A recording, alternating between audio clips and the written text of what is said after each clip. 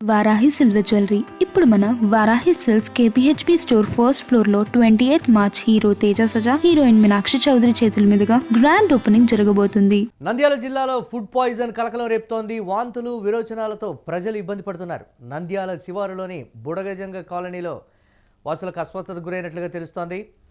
హుటాహుటిన కాలనీకి municipal commissioner DM and HO వెళ్లారు. బాధితులతో మాట్లాడి వివరాలను అడిగి తెలుసుకున్నారు అధికారులు.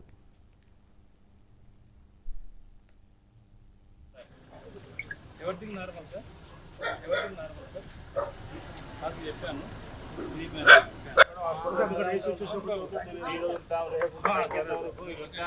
బాగుంటే ఎందుకంటే ఈ పేదరికం రుద్దురం దారి సార్. ఒక పూట అన్నం తింటే గడపని పరిస్థితులు అన్ని ఒక్కరు కార్పొరేట్ హాస్పిటల్ పోయిన పరిస్థితి. అందరూ గవర్నమెంట్ కనుక్కునేవా సమాచారం కనుక్కుంటే చెప్పలేము, పోషించాల్సినే ఉండేది దాన్ని ఆపలేకుండాము.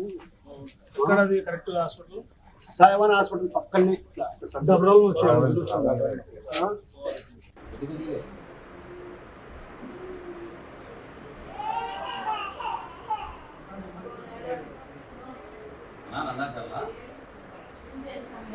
నా పేరు అంజలి. నేను 6వ క్లాస్ చదువుతున్నాను. నాకు ఎట్లా వచ్చిందంటే ఫుడ్ వల్ల తినడం వచ్చింది. అది చిత్రాన్నము పెళ్ళికాడ తెచ్చింటే తిన్నాను. ఆ ఫుడ్ వల్ల మాకు వేదులు జడాలు ఇది వాంతులు వస్తున్నాయి.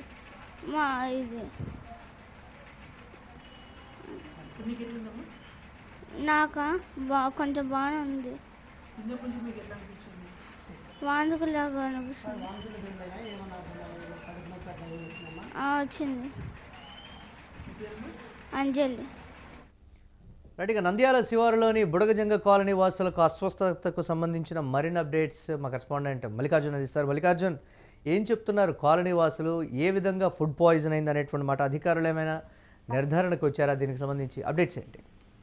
ఎస్ మురళి, నంద్యాల శివార్లో ఉన్నటువంటి బుడగజంగల కాలనీలో నిన్నటి రోజున ఫుడ్ పాయిజన్ అయిందని చెప్పవచ్చు. నేపథ్యంలో కూడా 10 మందికి పైగా కూడా వాంతులు విరేచనాలు అయినటువంటి పరిస్థితులు మనం చూస్తున్నాం. ఎందుకంటే ఆదివారం రోజున ఒక వివాహం జరిగింది ఆ వత్సర ప్రాంతాల్లో. వారికి సంబంధించి ఒక చిత్రాన్నము వీరికి కాలనీలో ఇవ్వడం జరిగిందని చెప్పవచ్చు. ఈ నేపథ్యంలో కూడా ఈ చిత్రాన్నం ఎవరైతే తిన్నారో వారందరికీ కూడా ఈ అస్వస్థతకు గురయ్యారని చెప్పవచ్చు. ముఖ్యంగా ఈ బుడగజంగాల వాళ్ళు బట్టల వ్యాపారం చేసుకుంటూ ఉంటారు. అయితే ఇతర ప్రాంతాలకు వెళ్ళి అమ్ముకుంటూ ఉంటారు. ఈ క్రమంలో కూడా ఏదైతే ఆదివారం ఇచ్చినటువంటి ఫుడ్ ఏదైతే ఉందో చిత్రాన్నాన్ని మరుసటి రోజు ఉదయం సోమవారం తిన్నారని చెప్పవచ్చు.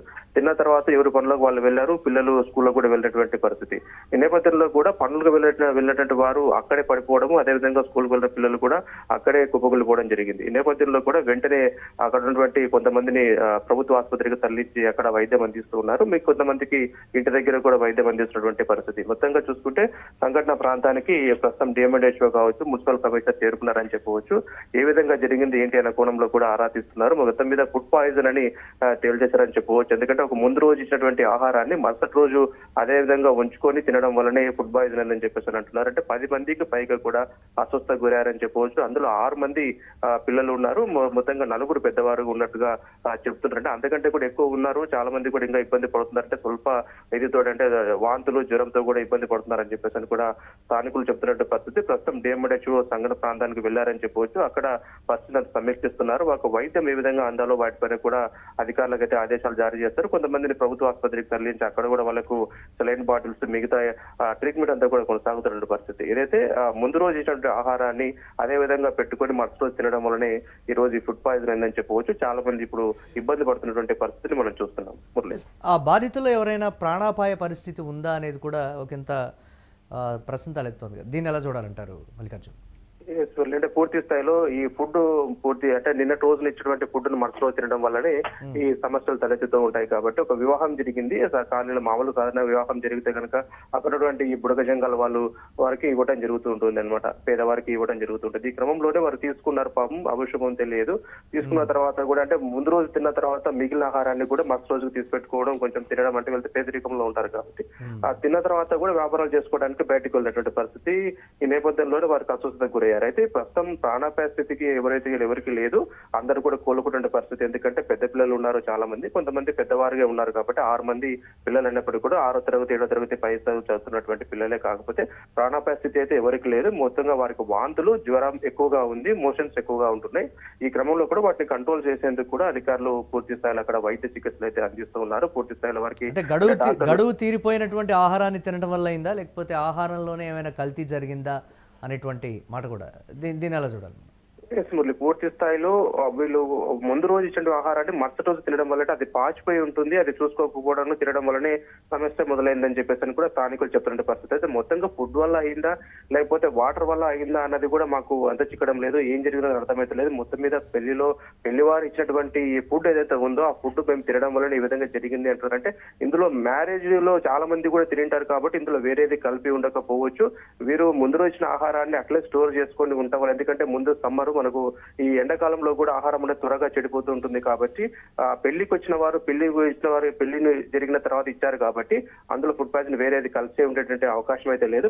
ఎందుకంటే ఆహారాన్ని వాళ్ళు ఇచ్చారు కాబట్టి వీళ్ళు అట్లే స్టోర్ చేసుకొని తినడం వల్ల కూడా అది పాచిపోయి ఆ తర్వాత ఫుడ్ పాయిజన్ అన్నట్టుగానే తెలుస్తుంది. మొత్తం ఏదైనా డిఎంహెచ్ఓ కావచ్చు వీళ్ళందరూ కూడా ఏ రకంగా ఫుడ్ పాయిజన్ పైన కూడా పూర్తిగా క్లారిటీ ఇవ్వాల్సింది. అంటే ఆహారం వల్ల అయిందా లేకపోతే వాళ్ళు కలుషితమైనటువంటి నీళ్లు తాగడం వల్ల అయిందా, అసలు ఫుడ్ లో ఏం కలిసింది అన్న దానిపైన కూడా అధికారులు ఒక రిపోర్ట్ ఇవ్వాల్సి ఉంది. ఎందుకంటే వీళ్ళు వచ్చి బ్లడ్ శాంపిల్స్ అవన్నీ తీసుకున్నారు. అసలు ఫుడ్ పాయిజన్ కావడానికి గల కారణాలు ఏంటనే దానిపైన కూడా డిఎంహెచ్ఓ కావచ్చు, మిగతా అధికారులు, మున్సిపల్ కమిషనర్ కావచ్చు వీళ్ళందరూ కూడా ఆరా తీస్తున్న పరిస్థితి. ప్రస్తుతం అయితే అందరికీ వైద్యం అయితే అందుతా ఉంది, ప్రాణాపాయ స్థితి అయితే ఎవరికి లేదనే తెలుస్తా ఉంది. రైట్. నంద్యాల జిల్లాలో ఫుడ్ పాయిజన్ కలకలం రేపుతోంది. వాంతులు, విరోచనాలతో ప్రజలైతే ఇబ్బంది పడుతూ ఉన్నారు. నంద్యాల శివారులోని బుడగజంగ కాలనీ వాసులకు అస్వస్థత చోటు చేసుకుంది. హుటాహుటిన కాలనీకి మున్సిపల్ కమిషనర్ డిఎంహెచ్ఓ వెళ్లారు. బాధితులతో మాట్లాడి వారి వివరాలను అయితే అడిగి తెలుసుకున్నారు. ఒక వివాహ కార్యక్రమంలో ఇచ్చినటువంటి ఆహారాన్ని ఈరోజు ఇచ్చిన తర్వాత వారు మరుసటి రోజు తినడం జరిగింది. అందువల్లే వారు అస్వస్థతకు గురయ్యారని కూడా అధికారులు ప్రాథమికంగా ఒక నిర్ధారణకైతే వచ్చినటువంటి పరిస్థితి ఉంది.